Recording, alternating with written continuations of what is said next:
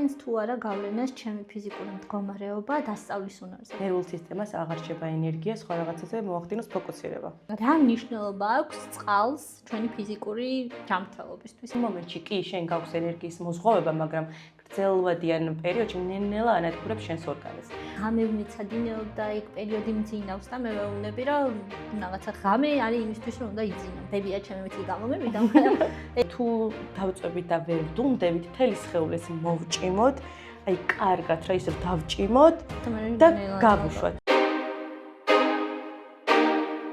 მოგესალმებით მეგობრებო, თქვენ უყურებთ მეინავდე მასწავლებლის პოდკასტის მესამე ეპიზოდს. ჩვენ ისევ და ისევ ვიმყოფებით ფსიქოცენტრში, რომელიც მდებარეობს რუსთავში, მშენებელთა ნომერ 5-ში. მადლობას ვუხდით ფსიქოცენტრს მხარდაჭერისთვის. ხოლო თქვენ თუ გსურთ გამოხატოთ ჩვენი პოდკასტის მიმართ მხარდაჭერა, მაშინ გამოიწერეთ ჩვენი არხი. აბიტურიენტობის პერიოდი არ არის მხოლოდ წიგნებთან გატარებული დრო, ეს არის უზარმაზარი ფიზიკური დატვირთვა და დღეს ვისაუბრებთ იმაზე, რა მნიშვნელობა აქვს ფიზიკურ ჯანმრთელობას აბიტურიენტობის პერიოდში და ზოგადად რა როლი აქვს ფიზიკურ ჯანმრთელობას მოსწავლის ცხოვრებაში. ამისთვის კი მოვიწვიეთ მასაჟის სპეციალისტი მარიამ კაპანაძე, რომლის კაბინეტი ასევე მდებარეობს მშენებელთა ნომერ 5-ში. ყველა დეტალი იქნება მითითებული აღწერაში და შეგიძლიათ მარიამს შეეხმიანოთ საინტერესო კითხვებზე მოგიწევთ დღეს პასუხის გაცემა. მოგესალმები და მადლობა იმისთვის, რომ დაგვთანხმდით პოდკასტზე. ვიცი, რომ დიდად კამერები არ გიყვარს. მოგესალმებით, პირველ რიგში მადლობა თქვენ რომ მომიწვიეთ. ვიმედოვნებ რომ საინტერესო პოდკასტი გამოვა. დარწმუნებული ვარ, რომ საინტერესო პოდკასტი გამოვა. თუ ვინმე სპონსორობის სურვილი გაგიჩნდათ მესამე ეპიზოდზევე, შეგიძლიათ მოიწეროთ. არ არის პრობლემა, ჩვენ ღია ვართ ყველანაირი შემოთავაზების. მე რასაც ვაკვირდები, ჩემი პრაქტიკიდან გამომდინარე, მოსწავლეები ხშირ შემთხვევაში სკოლაშიც და სკოლის მიღმაც, ანუ მეცადინეობის დროს სხედან არასწორად ძირითად შემთხვევაში. მე ვიზრე, რას ვამბობ, ბეცეგრებს ვივარ ძირითადად, მაგრამ მაინტერესებს, აი გარდა ტეხის ასაკში აბიტურიენტობის დროს, როდესაც ძალიან ბევრი ინფორმაცია არის დასამუშავებელი, ახდენს თუ არა გავლენას ჩემი ფიზიკური მდგომარეობა დასწავლის უნარზე მაგალითად. რა თქმა უნდა, პირდაპირ გავლენას ახდენს, რადგან ჩვენ და ჩვენი ტვინი ევოლუციურად ისე არის მოწყობილი, რომ გადარჩენა არის პრიორიტეტი. და როცა ჩვენ რაღაცა გვყივა ან გვაწუხებს, ნერვული სისტემა მუშაობს იმის გადამუშავებაზე, აღმოფხვრაზე და აღარ აქვს რესურსი სხვა დამატებითი რაღაცებს მიხედოს, მაგალითად როგორც არის მეცადინეობა, ან სხვა საკითხების განხილვა და ნერვულ სისტემას აღარ რჩება ენერგია, სხვა რაღაცაზე მოახდინოს ფოკუსირება. აი ხშირად მე რასაც წავწყდომი ვარ, აბიტურიენტები და არა მარტო აბიტურიენტები, ბავშვები ძახიან, რომ არიან დაღლილები. ოღონდ ამბობენ ხშირ შემთხვევაში, რომ დაიღალნენ გონებრივად. მაგრამ რეალურად შეიძლება ეს იყოს სხეულის სიგნალი, ის ფიზიკურად არის გადამწვარი. არის თუ არა რაიმე საშუალება, რითიც მოვახერხებთ გამიჯვნოს ერთმანეთისგან, გონებრივად დავიღალე თუ უბრალოდ ჩემს სხეულს მეტი შესაძლებლობა არ აქვს და სიგნალს მაძლევს. თუ მეცადინეობის დროს აღარ გვაქვს რესურსი, რომ რაღაცა დავიმახსოვროთ და ერთი და იგივეს ბევრჯერ ვკითხულობთ და ვერ ვიაზრებთ, რას ვკითხულობთ და ამავდროულად ფიზიკურად ვხსნობთ, რომ ენერგიაზე ვართ, ესე იგი ეს გონებრივი გადაღლაა. თუმცა თუ 3-4 საათით გამომძრაულად ვზივართ, ამ დროს ორგანიზმი დუნდება, სისხლძარღვები ვიწროვდება და კარგად აღარ ფუნქციონირებს. ასეთ შემთხვევაში საჭიროა რომ ცოტა ხანი შევისვენოთ, 10-15 წუთი დავისვენოთ, გავისეინოთ, გამოვისეინოთ, უბრალოდ შესვენება ავიღოთ, რომ შევამოწმოთ. რამდენად გადაიღალა ჩვენი ორგანიზმი. თუ ამან გვიშველა და უფრო მეტ ენერგიაზე მოვედით, რა თქმა უნდა, ეს ნიშნავს, რომ სხეულია გადაყლილი. კარგი, აქვე შეიძლება ჩავთოთ მასაჟის თერაპიებიც, ხო? სარეაბილიტაციოდ. მე პირადად, როცა გამიკეთებია, ბევრად პროდუქტიულად მიგრძნია თავი. რამდენად არის რეკომენდირებული, მაგალითად, აბიტურიენტობის დროს რამდენიმე სეანსი, მაგალითად, მასაჟის სპეციალისტთან და დაიხმარება თუ არა ბავშვს, მოსწავლეს იმაში, რომ უფრო პროდუქტიული გახდეს. რა თქმა უნდა, ძალიან დაეხმარება, რადგან აბიტურიენტობის დროს გვიწევს ბევრი ინფორმაციის მიღება, ასევე მასწავლებელთან თუ დავდივართ, სულ გადარბენებზე ვართ და არ გვაქვს დრო რეალურად რომ ჩვენ თავს მივხედოთ. ასევე ბევრი წიგნები და გვაქვს ჩანთით და ხერხემლის პრობლემასაც ხრებზე გვაწვება და ძალიან კარგი იქნება მასაჟებს თუ ჩავთათ ან თუნდაც ვარჯიშებს, რომ ორგანიზმა ცოტა ამოისუნთქოს. ჩვენ ვისაუბრეთ იმაზე, რა როლი აქვს ზოგადად მასაჟს, ვისაუბრეთ იმაზე, რომ ხანდახან შეიძლება მეგონოს, რომ გონებრივად ვარ დაღლილი, მაგრამ ვარ ფიზიკურად. თუ არსებობს რაღაც კონკრეტული პოზა, მაგალითად, რა პოზაშიც უნდა ვიჯდე მეცადინეობის დროს, რაიმე რეკომენდაციები რომ მისცეთ აბიტურიენტებს და არა მარტო აბიტურიენტებს, მე მგონი პატარა ბავშვებში უფროა, რომ აი მე მინახავს, რომ რაღაცა მაგი დაზეუდევთ თავი და ისე წერენ. აი მშობლებს აბიტურიენტებს რომ მივცეთ რამდენიმე რჩევა, როგორი უნდა იყოს მათი სამუშაო ან სამეცადინო სივრცე მოწყობილი.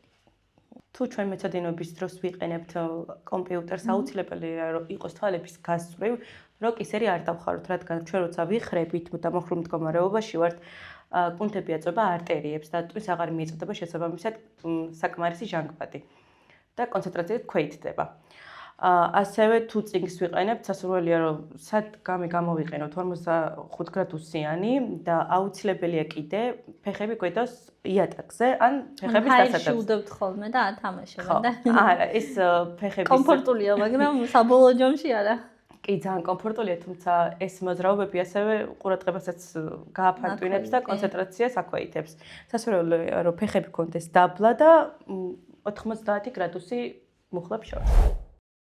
მაინტერესებს არის თუ არა დაკავშირებული თვალების გადახლა არასწორ ჯდომასთან. კი, რა თქმა უნდა, დაკავშირებული არის, რადგან ჩვენ როცა ახლოს გვაქვს ეკრანი, თავს ვხრით, თუნდაც წიგნის კითხვის დროს თავს ვხრით, თვალებს ვძაბავთ, რომ უფრო კარგად დავინახოთ და წავიკითხოთ. ამ შემთხვევაში შეგვიძლია გავაკეთოთ 20-20 წუთის ვარჯიში.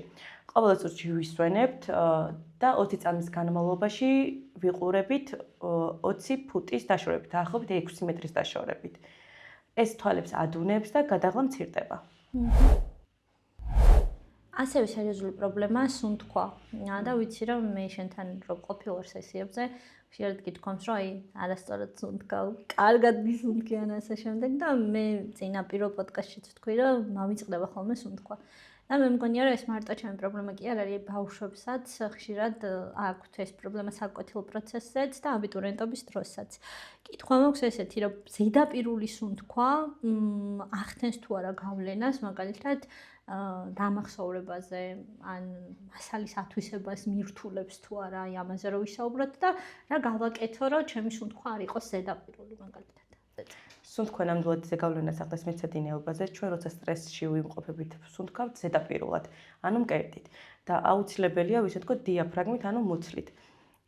რადგან სუნთქვა იყოს უფრო ღრმა და ორგანიზმს მიეწოდოს მეტი ჟანგბადი, ასევე ტვინსაც მეტი ჟანგბადი მიეწოდოს და რაც მეტი ჟანგბადი იქნება, მით უკეთესია. და რაც უფრო მეტი ჟანგბადი მეწოდება ტვინს, მით უფრო მეტი ენერგია გამომუშავდება. ხშირ შემთხვევაში აბიტურიენტები და არა მარტო აბიტურიენტები, სკოლის მოსწავლეებიც მიირთმევენ სხვადასხვა სახის ენერგეტიკულებს, გაზიან სასმელებს და ასე შემდეგ, ზუდად მიღურებს და ნაკლებად წყალს. რა მნიშვნელობა აქვს წყალს ჩვენი ფიზიკური ჯანმრთელობისთვის, ამაზეც რა ერთი-ორი სიტყვით გვესაუბროთ და მეც მივირთმევ ბანემ წყალს. ჩვენი ტვინი 75-80% შედგება წყლისგან. ორგანიზმისთვის მნიშვნელოვანია წყლის მიღება, რადგან კარგად გადამუშავდეს ეს ზედმეტი შლაკები, რაც ორგანიზმში გვაქვს, იმიტომ რომ თუ ჩვენ არ გადავამუშავებთ რაც ორგანიზმში გვაქვს, მთელი რესურსი მოხდება იმის, ასე ვთქვათ, გადამუშავებაზე და ენერგია სხვა რაღაცისთვის აღარ დაგვრჩება. და ამავე დროს, როცა ჩვენ წყალს არ ვიღებთ და ტვინს არ აქვს საკმარისი წყალი, ნეირონები, ასე ვთქვათ, იკუმშება და ვერ ფუნქციონირებს სწორად. და აი აქ რა მაინტერესებს, ვიცი, ამას ალბათ მარკეტინგის მსხვერპლებიც ვართ, რა ენერგეტიკული სასმელებს იღებენ, ზეგან როგორც ახსენე აქტიურად ბავშვები, აბიტურიენტობის დროს განსაკუთრებით რატო უსვამ ხას, ან თუ დატვირთულები არიან, რომ თითქოს ეს ენერგიას აძლევთ მათ. რეალურად რო ვთქვათ, როგორ რა გავლენას ახდენს ეს ენერგეტიკული ჩვენს ორგანიზმზე, თუნდაც იმ წუთიორად როცა ვიღებთ და სამომავლო პერსპექტივაში რა ცუდი ზეგავლენა შეიძლება იქონიოს ამ ყველაფერმა. რეალურად ენერგეტიკული სასმელი არის ყველაზე მეტად საზიანო, რადგან იქ ისეთი კომპონენტები შედის, რომ იმ მომენტში კი შენ გაქვს ენერგიის მოზღვავება, მაგრამ გრძელვადიან პერიოდში ნელ-ნელა ანადგურებს შენს ორგანიზმს. მით უმეტეს იქაც წერია აღწერაში, რომ ერთზე მეტი არ შეიძლება და როცა შენ დღეში 4-5 დალევ, ვთქვათ, შენი ორგანიზმი ნელ-ნელა ჩამოიშლება და არ არის რეკომენდირებული, ზოგადად არ არის რეკომენდირებული და მით უმეტეს დიდი დოზით. ამიტომ არის აუცილებელი, რომ კარგად დავფიქრეთ, რას ვიღებთ, კი იმ მომენტში გშველის, მაგრამ გრძელვადიან პერიოდში ჩვენს ორგანიზმს ვანადგურებთ. და ყველაზე კარგი ტვინისთვის ენერგიის აღმდგენი არის სწორი კვება და წყალი და ასევე რა თქმა უნდა ძილი. აი ძილზე უნდა მეკითხა ზუსტად და აღნიშნეთ, რა მნიშვნელობა აქვს ძილს მოზარდის განვითარებაში, რა მნიშვნელობა აქვს აბიტურიენტებისთვის. აი ხა ხშირად ვახსენებ აბიტურიენტებს, იმიტომ რომ ძალიან რთულ პერიოდს გადიან ხოლმე და ძირითად შემთხვევაში არ ძინავთ იმდენი, რამდენიც უნდა ეძინოთ. და ამას ამართლებენ ხოლმე იმით, რომ რაღაცა უნდა იმეცადინონ, შედეგი უნდა რომ დადონ. მე პირადად ვეუბნები ხოლმე ხშირად, რომ ნაკლებმა ძილმა შეიძლება პირიქით უკუ რეაქცია მოახდინოს და უფრო ცუდი შედეგი დადოს. აი ამაზე რო ისაუბროთ, ერთი სიტყვით. ძილი ერთ-ერთი მნიშვნელოვანი კომპონენტია ჩვენი ენერგიისთვის. რადგან ძილის დროს ორგანიზმი ისვენებს რეალურად ტვინი ისვენებს და ზედმეტ ინფორმაციას შლის. ანუ აღდგენითი პროცესი ხდება ძილის დროს. ასევე უნდა გავითვალისწინოთ, რომ თუ კარგად არ დავიძინებთ და არ გამოვიძინებთ ორგანიზმს არ დავასვენებთ, რეალურად ფუნქციურიც ვეღარ ვიქნებით. რესურსულიც ვეღარ ვიქნებით და ვერც ვიმეცადინებთ. ჯობია რომ სასურველ დროს დავწვეთ, დავიძინოთ და ძალიან კაი რაღაც აღნიშნეთ, უნდა მეკითხა ბოდიში რომ გაწყოდინებთ. აი მე მაგალითად სკოლის მოსწავლეებთან მე-12 კლასელებთან მაქვს ხოლმე რომ სკოლაში ცდილობენ რომ ნაკლებად იარონ და აქვთ გამართლება ის რომ რაღაცა ღამე მეცადინეობ და ეგ პერიოდი მძინავს და მე ვეუბნები რომ რაღაცა ღამე არის იმისთვის რომ უნდა იძინო. ბებია ჩემი მეთქი გამომევიდა, მაგრამ ეგ არის. რო ვისაუბროთ იმაზე რა მნიშვნელობა აქვს დღის რომელ მონაკვეთში გვძინავს, ახდენს თუ არა გავლენას თუნდაც სამახსოვრების ნაწილზე, ჩვენს ფიზიკურ ჯანმრთელობაზე, მენტალურ ჯანმრთელობაზე რა გავლენა აქვს სწორ დროს ძილს. აი ამაზეც რო ვისაუბროთ. რეალურად ღამე იმისთვის არის რომ ორგანიზმმა დაისვენოს, ტვინმა ზედმეტი ინფორმაცია მოიშოროს და აღდგენითი პროცესები დაიწყოს ორგანიზმში. თუმცა თუ ძილის ფანჯარას გადავწდით, ჩვენ უფრო მეტად ენერგიულები ვართ ხოლმე პირველ 2 საათზე, ვისაც ხშირად არის ხოლმე რომ უფრო მეტი ენერგია გვაქვს ხოლმე, იმიტომ რომ ის ძილის ფანჯარა გადაცდა უკვე და ის როცა უნდა დაესვენა ტვინს, მიიღო სიგნალი რომ არა, ეხა მუშაობის დროა და ჩვენ ავტომატურად ვერთვებით მუშაობის პროცესში. იმიტომ არიან რომ უფრო მეტად ენერგიულები არიან ხოლმე იმ მომენტში, თუმცა ეს კარგი არ არის, იმიტომ რომ ღამე არის იმისთვის რომ უნდა დაისვენოს ორგანიზმმა. სასურველია რომ პირველ 2 საათზე არ დაიძინოს აბიტურიენტმა, ანუ არც არავინ. და ყველაზე კარგი ვარიანტი არის 10-11 საათი. ძალიან ისე ჟღერს ხა 10-11 საათზე რომ დაიძინო, მაგრამ დაფიქსირდით კომენტარებში ვინ იძინოს. რეალურად ძილის ფანჯარა ეგ არის, რომ 10-11 საათზე ნელ-ნელა გადახვიდე ძილის ფაზაში. თუმცა ჩვენ მიჩვეულები ვართ უკვე რომ ძილის ეგეთი ცხოვრების სტილი გვაქვს იდეაში. ასევე დაძინებამდე ტელეფონი უნდა ვსკროლოთ რაღაც და ტელეფონს აქვს გამოსხივება და ტვინს აძლევს ინფორმაციას, რომ ეხა არის მუშაობის მომენტი. და მუშაობის დრო. აი ბევრჯერ საათიც გადაიწევა რო სკროლავ. კი, თუ შეგიმჩნევია, რომ გეძინება, მაგრამ ვერ იძინებ. აი ზუსტად ეგ არის პრობლემა, რომ აი ტელეფონში ვართ და არ ვაძლევთ ტვინის საშუალებას, რომ დაისვენოს და სანამ დავწვევით, სასურველია, რომ 1 საათით მაინც ადრე ტელეფონში არ ვისკროლოთ, რამე არ გავაკეთოთ, აი სასურველია, რომ ეკრანებს მოვშორდეთ, რომ ნელ-ნელა გადავიდეს ტვინი დაძინების ფაზაში. და პატარების შემთხვევაში ძილის ფანჯარა არის 7-8 საათიდან. მადლობა. წერომ საუბრობდით ძილზე და აღნიშნე, რომ თუ მაგალითად პირველ საათამდე არ დაიძინა, მე რო გონება რაღაცა გინათდება და ჰალკი ვარ, ყველაფერს შევძლებ, ეგ მომენტი გაქვს.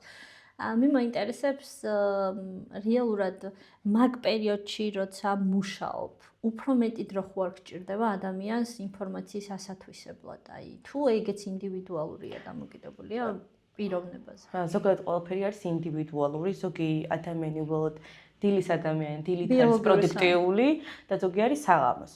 თუმცა ღამის პერიოდში, რომ ჩვენ გადაგვიჭდა ძილი და ის ძილის ფანჯარა გავწდით, ტვინი აქტიურ მდგომარეობაში რომ შედის უკვე აქ შეგრძნება რომ მაშინ უნდა გააკეთოს ყველაფერი და უფრო მეტად აქტიურდება თან შენს რო აძლევ საბაბს რო იმუშაოს და უფრო მეტ ენერგიასაც გამოიმუშავებს, იმიტომ რომ არ აძლევს საშუალებას რეალურად რომ დაისვენოს.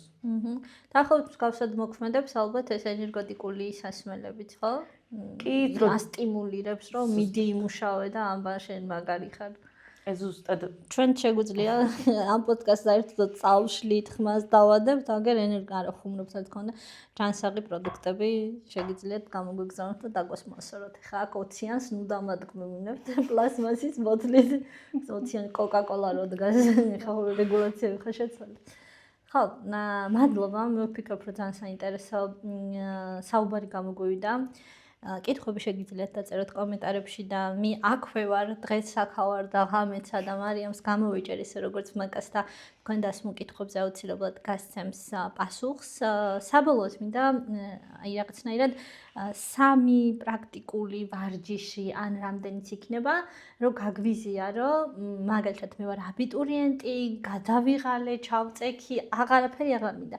არის თუ არა 3 რაიმე ვარჯიში, რომელიც მე გამიწევს ენერგეტიკულის მაგივრობას და ჯანსაღი იქნება უფრო მეტად, რომ გაგვიზიარო. კი, რა თქმა უნდა. პირველ რიგში თუ ხშირად გვართ მოხრილები, ასე მდგომარეობაში სასურველია რომ თავი უკან გადავწიოთ და ნიკაპიც უკან, აი ესე ღაბები რა გამოგვიჩნდეს და ასეთ მდგომარეობაში რამოდენიმე წამი. ხაბაზეც იდეაში ბოდიში რა, მაგრამ ჩემ პრობლემაზე ვიკითხავ და მე გავაგრძელოთ ის 3. ღაბების ფორმირებაზეც ახდენს თუ არა გავლენას ჩვენი წინ წამოწეული. კი, რა თქმა უნდა, როგორ ეს ამას ვერ დავაბრალე. სისტემატიურად ესე რომ გვაქვს რა თქმა უნდა ეს ახდენს გავლენას. გავლენას ახდენს ამაზეც და კისრის მდგომარეობაზე, ესე რომ ხო, მეც წინ კისრის მდგომარეობაზე. ნიშნულოვანი არის გადავწიოთ თავი, ესეც ეს მდგომარეობა, რომ უკან კისრის ადგილას ვიგზავნოთ დაჭიმულობა. რომ ეს კისერი წავიდეს უკან. რამოდენიმე წამი, 5-10 წამი რო გავაჩეროთ და ეს ვარჯიში სისტემატურად რო გავაკეთოთ, ნელ-ნელა მიეჩვევა ორგანიზმი, რომ კისერი და თავი კონდეს სწორ მდგომარეობაში. ასევე თუ მხრები გვაქვს დაჭიმული არის ხელის ვარჯიშები უამრავი, შეგვიძლია რომ ეს მხრები უკან გადავწიოთ, მსგავსი რაღაცები, ასე რომ ასევე ეს მოვჭიმოთ და გავუშვათ და ხო, იქ ძალიან კაი შეგრძნება, იმიტომ რომ შვებას გრძნობ. კი. სხეულის მოჭიმვა ასევე შეგვიძლია თუ დავწვევით და ვერ ვდუმდებით, თელი სხეულის მოვჭიმოთ, აი კარგად რა ის რომ დავჭიმოთ და გავუშვათ და აი რამოდენიმეჯერ რომ გავაკეთებთ ამას, მივხვდებით რომ ნელ-ნელა როგორ დუმდება სხეული. ეს ვარჯიში ასევე შეგიძლიათ გააკეთოთ ჯერ ხელები, მერე მხრები, მერე მუცელი, სხვა ცალ-ცალკე სხეულზე. და ნელ-ნელა ორგანიზმი მოდუნდება. კი ბატონო, მეც გამოვიყენებ, იმიტომ რომ ძალიან ხშირად მიწევს კომპიუტერთან ჯდომა და ვიღლები ხოლმე. მე ის მოქვს რა ქვია, ონლაინ გაკვეთილები მოქვს და ჯერ თავიდან კამერა ჩართული მოქვს ხოლმე და მე კისერი რომ მომწყდება, გავწვევი და ის კამერას გამოვთავ და მეგობრებო, ჩემ კურსზე ვინც ხართ, რომ ვიძახი ხოლმე რომ ის რა ქვია, ინტერნეტი მიჭედავს და კამერის პრობლემა. არა, მეგობრებო, თავი მაქვს გადაგდებული და ისე ავატარები გაკვესილს ასე რომ არ მინდოთ. მოკლედ, ძალიან დიდი მადლობა. მე ძალიან ვისიამოვნე, ბევრი საინტერესო ინფორმაცია მივიღე, რომელსაც პირველ რიგში გავუზიარებ ჩემს მოსწავლეებს, საერთოდ ამოწოლილები იქნებიან საკვეთილო პროცესი. აბა ხა დავჭიმეთ, ეგრე მეც გამოვიყენებ და ვფიქრობ, რომ ჩვენ მაყურებელსაც დაინტერესებს და გამოადგებენ. მადლობა, რომ გვიყურეთ, მადლობა, რომ ჩვენთან ერთად ხართ და მეტი საინტერესო ვიდეოსთვის და სხვა პოდკასტებისთვის გამოიწერეთ მენამდე მასწავლებლის პოდკასტი. კარგად.